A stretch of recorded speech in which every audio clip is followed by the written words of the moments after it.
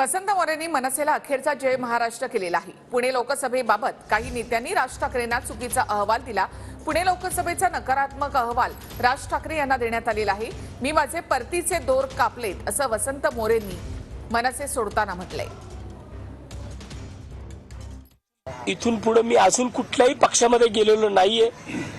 माझी जी काय भूमिका असेल ते पुणेकर माझे मायबाप आहेत, ज्यांनी मला एक स्थान दिलेलं आहे त्यांच्या मनामध्ये। पुणे शहरातले पुणेकर ठरवतील की वसंत मोरेने भविष्यात काय करायचं।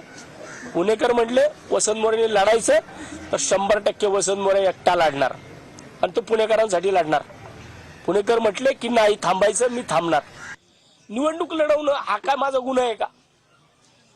जर माझी पक्ष संघटना मला शहरामध्ये वाढवायची असेल तर निवडणूक लढली गेली पाहिजे। आणि पक्ष संघटना जर मोठी होत नसेल, काही लोक शहरामधील निवडणूक आपण लढवली नाही पाहिजे। कशा करता तुम्ही निगेटिव्ह अप्रोच करता, कशा करता तुम्ही निगेटिव्ह अहवाल साहेबांपर्यंत पाठवता।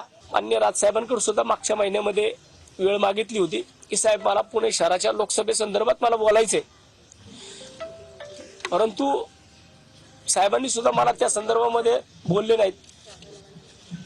आणि मला वाटतं की जर अशा पद्धतीने पुणे शहरामध्ये जर राजकारण होणार असेल तर मग अशा लोकांमध्ये न राहिलेलं बरं।